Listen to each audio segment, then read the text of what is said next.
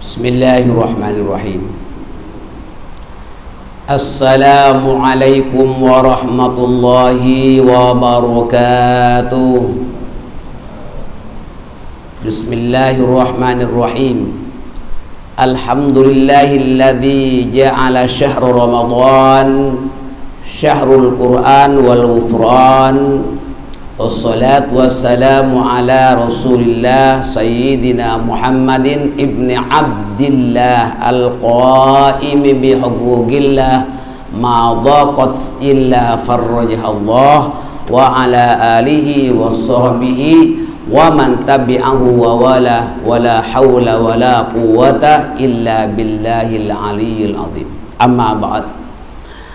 Kuliah hari ini akan berkongsi berkenaan apa itu nuzul Quran. Nah, bacaan nuzul Quran ini ada jemaah yang terkeliru baca. Ada yang mengatakan nuzulul Al-Quran. Salah. Yang betul macam mana? Yang betul ada dua, yaitu nuzulul Quran ataupun nuzul Al-Quran. Bukan nuzulul Al-Quran. Yang betul nuzul Al-Quran atau nuzulul Quran. Baik. Kitab Al-Quran diturunkan dengan dua cara. Pertama, diturunkan secara berangsur-angsur dalam masa 22 tahun, 2 bulan dan 22 hari. Nah, bermula pada 17 Ramadan melalui malaikat Jibril alaihissalam, di mana pada ketika itu baginda Rasul sedang bertahanus di puncak Jabal Nur, yaitu gua apa? Gua Hira. Nah, dah pergi gua Hira belum? Saya dah pergi, alhamdulillah. Hanya 2 orang 3 orang pun bermasuk, insyaallah. Luar biasa. Dan bukan hanya satu kali Nabi bertahanus di sana, tetapi sudah berkali-kali. Barulah pada malam 17 Ramadan itu didatangi oleh Namus. Namus itu siapa? Namus itu nama malaikat Jibril alaihissalam. Sebab malaikat Jibril itu ada banyak nama, Ar-Ruh, ya, kemudian Jibril, Jibrail dan sebagainya. Di Jabal Nur, di Gua Hira itulah, ya, turun 17 Ramadan dinamakan Nuzulul Quran tanggal 17. Jadi tak lama lagi insyaallah, kurang 4 hari lagi, mungkin hari Rabu, ya, malam Kamis begitulah, ya, Nuzul Quran. Jadi malam 17 Ramadan. Nah, apa dalilnya? Dalilnya jelas sekali, termaktub di dalam surah Al-Baqarah ayat 185. A'udzu billahi minasy syaithanir rajim. Syahrul Ramadan alladzi unzila fihil Qur'anu hudan linnas wa bayyinatin minal huda wal furqan. Bulan Ramadan, bulan yang di dalamnya diturunkan permulaan Al-Quran sebagai petunjuk. Al-Quran itu sebagai petunjuk bagi manusia, dan penjelasan-penjelasan mengenai petunjuk itu dan membedakan antara yang hak dengan yang batil, antara yang benar dengan yang salah. Itu namanya Furqan. Maka ada kitab Quran namakan Al-Furqan, Al-Quran. Nah, itu semuanya mengandungi wahyu-wahyu Allah secara berangsur sampai berakhirnya ayat ini turun di Arafat. Pada saat baginda Rasul bersama para beribu-ribu sahabat menunaikan haji wada, haji penghabisan. Nah, dalam pidato baginda Nabi betul-betul tak jauh di sebelah, bukan sebelah, dekat ini Masjid Namirah. Masjid Namirah itu sebetulnya sebagiannya bukan Arafah, bukan Arafat, tidak. Ya, jadi di situ Nabi berpidato pada waktu haji wada bersama para sahabat-sahabatnya, antara lain wasiat-wasiat kepada para sahabat sampai kepada akhir zaman itu telah dibayangkan oleh Rasulullah sallallahu alaihi wasallam. Dan ayat yang terakhir turun di situ, al-yawma akmaltu lakum dinakum wa atmamtu alaikum ni'mati wa raditu lakumul islam adina. Maknanya, kalau Anda tahu, saya rasa Anda pun paham. Langsung Abu Bakar As-Siddiq itu menangis, karena dialah orang yang paling tahu tentang firasat. Sebab bersama Nabi sejak daripada awal-awalnya Nabi. Ini ayat turun, maknanya Nabi tak lama lagi di dunia. Ternyata benar. Setelah Nabi pulang ke Madinah lebih kurang 2 bulan, Nabi inna lillahi wa inna ilaihi raji'un telah pulang ke rahmatillah. Nabi wafat pada hari Isnin. Allahu Akbar. Nah, jadi ayat yang terakhir itulah dia. Anda boleh lihat dalam surah Al-Baqarah, dalam surah tadi Al-Maidah ayat ketiga, itu turun terakhir. Yang pertama ayat turun di puncak Jabal Nur, Gua Hira itu, yaitu hanya 5 ayat. Bismillahirrahmanirrahim. Iqra bismi rabbikal ladzi khalaq, khalaqal insana min 'alaq. Iqra wa rabbukal akramul ladzi 'allama bil qalam, 'allamal insana ma lam ya'lam. Itu saja yang pertama. Setelah itu baru ayat-ayat berikutnya. Nabi menggigil, pulang ke rumah menggigil, kemudian diselimuti oleh istri setianya. Siapa itu? Siti Khadidah binti Khuwailid, menyelimuti karena dia menggigil, ketakutan. Sebab dia tak tahu siapa itu yang datang sama aku ini. Belum pernah Nabi melihatnya. Nah, ketika itulah, oleh karena pakcik daripada Siti Khadijah itu memanglah orang ahlul kitab, orang yang memang ahli kitab, mengadu bahwa wahai Fatimah, wahai Khadijah, awas, kau hati-hati, suamimu itu ya didatangi oleh namus, yakni malaikat Jibril. Dia akan menjadi Rasul Allah, pemimpin besar pada akhir zaman. Allahu Akbar.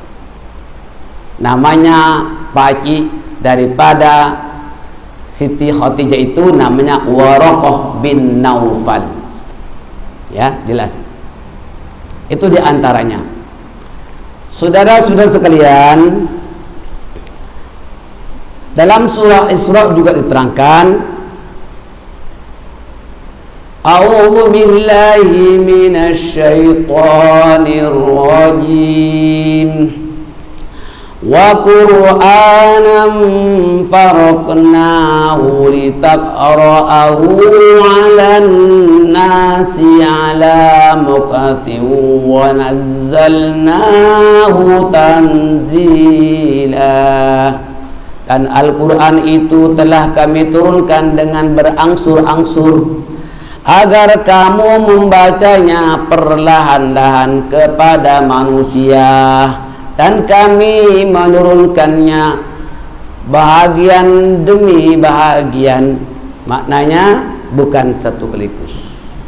Jadi ini dikumpulkan atas arahan Nabi, ayat-ayat semuanya yang turun itu sahabat harus menulis. Waktu itu mana ada paper, tulis sama kulit kambing, kulit unta, mungkin kepada kayu dan sebagainya lah.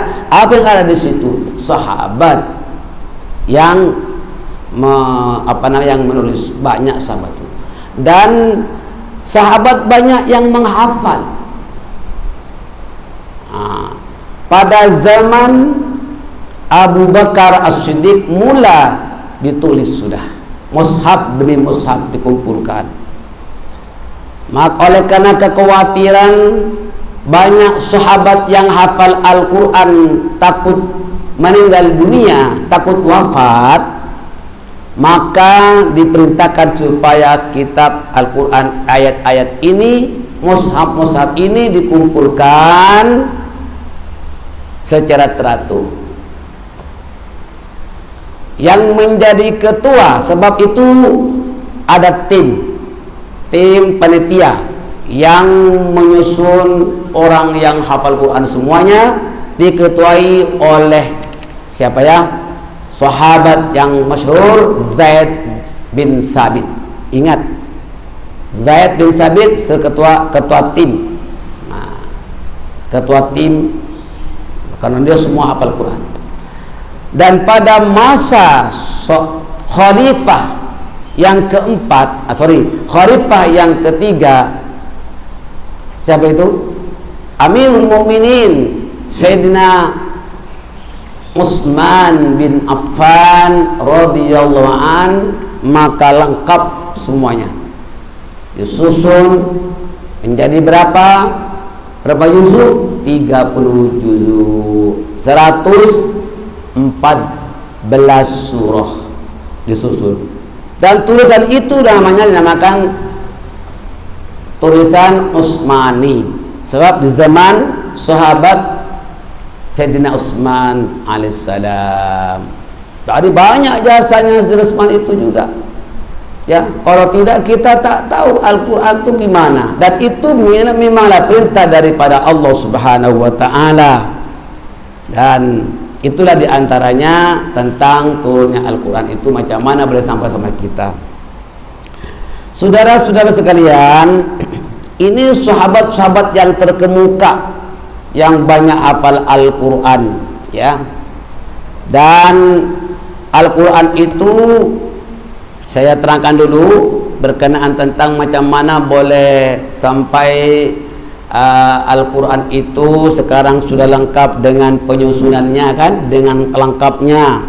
Maka itulah pada zaman Khalifah Abu Bakar sebetulnya dah mula, kemudian terus diusahakan oleh sahabat terkemuka sampai kepada penyusunan sempurna dihimpun pada zaman Khalifah Sayyidina Utsman. Itulah maka sekarang tulisan-tulisan yang sekarang ini adalah namanya Quran tulisan Utsmani.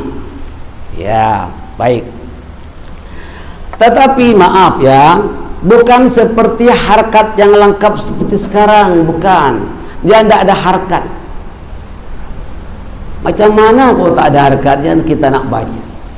Alhamdulillah, dengan gerak Allah, dengan izin Allah, ada satu sahabat yang bernama Abu Aswad Ad-Duwali radhiyallahu an, adalah orang pertama yang melengkapkan harokat. Tahu harkat? Baris bawah, baris atas, ada harkat fathah kasrah, ada harkat fathah dhamma, ada. Itu dulu tak ada. Coba bayangkan. Jadi sekarang alhamdulillah sudah sempurna. Bahkan sekarang telah ditafsirkan dengan berbagai bahasa di dunia. Nah, oleh cendekiawan-cendekiawan, ulama-ulama besar yang telah mempunyai syarat untuk wajar, artinya syarat untuk menjadi mufassir. Mufassir itu orang yang ahli menafsirkan Al-Quran, ada diterangkan. Nah, macam-macam, ada tafsir Baydawi, Jalalain, ada tafsir Ibnu Katsir, dan macam-macam lagi itu tafsir diuraikan. Nah, sebab itu hazanah yang amat mulia dan tinggi nilainya di sisi Allah Subhanahu wa taala. Saudara-saudara sekalian, jadi banyak kita bersyukur sekarang kita ini tak perlu lagi buat macam perubahan-perubahan apa, cuma tinggal nak baca saja. Apalagi nak, ya, cuma tinggal belajar saja macam mana tajwidnya, ya, makharijul huruf, cara memakan huruf. Sebab Al-Quran ini semuanya bahasa Arab. Kenapa tak bahasa Melayu? Pasal Nabi Muhammad bukan orang Melayu. Nabi Muhammad orang Arab. Jadi diturunkan kepada baginda Rasul dalam bahasa Arab. Nah, ada panjang, ada pendek, ada tebal, ada tipis. Wajib berguru. Kalau Quran dibiarkan dibaca saja tanpa berguru, boleh jadi salahnya lebih banyak daripada benarnya. Berguru. Saya berguru, pertama berguru kepada ibu saya sendiri. Sebab ibu saya memang mengajar ngaji. Nah. Yang kedua, setelah sudah naik sedikit, bapak saya juga guru ngaji yang bagian-bagian sudah masuk asatidah. Kemudian saya lanjutkan ke pesantren kepada ulama lagi besar. Itu sesudah sholat subuh. Tidak ada ulama-ulama besar di dunia, tidak ada santri-santri orang cendekiawan yang pagi-pagi tidur. Tak ada. Mana ada ulama pagi tidur? Tak ada. Bahkan kalaupun nak tidur pun, kita mau tidur boleh, tapi sesudah matahari terbit baru tidur. Jadi habis sahur kita kan sholat subuh. Habis subuh itu tak boleh tidur sampai matahari terbit. Itulah yang amalan-amalan ulama-ulama, sahabat-sahabat, semua orang cendekiawan orang Islam tak ada tidur melainkan setelah matahari terbit. Kalau anda mau jadi ulama banyak rezekinya, tak usah susah rezeki cari sendiri. Mana ada ulama miskin? Mana ada ulama pergi ke sawah? Tak ada. Tapi rezekinya bercurah-curah. Tak usah tanam semangka, tak usah tanam rambutan, semua datang berlori-lori. Iya, saya saksinya. Sampai tak temakan, alhamdulillah. Kan orang petani-petani itu anaknya semuanya ada di pesantren. Apabila musim rambutan, musim langsat, musim apalagi itu durian, datang ke pesantren bukan 1 kilo 2 kilo, membawa semangka itu berlori. Tahu tak? Berlori, bukan lori yang besar, bukan. Pick up lah. Saya saksinya. Luar biasa jadi ulama ini. Mana? Belum mengajar kerjanya. Tapi Allah jamin. Intan surullah yansurkum. Jika kamu tolong Allah, Allah pasti tolong kamu. Itu kena ingat. Jadi jangan segan-segan kita mau jadi volunteer di masjid, tapi mesti ikhlas, mesti jujur. Jangan buat sesuatu yang tak baik di masjid, jangan bergaduh, jangan berselisih faham. Sebab itu Allah jamin kehidupannya. Jangan bimbang jadi takut papa, jangan. Ya, semua rezeki yang sebaik bersih itu daripada Allah. Wallahu khairur raziqin. Allah lah yang sebaik-baik memberi rezeki.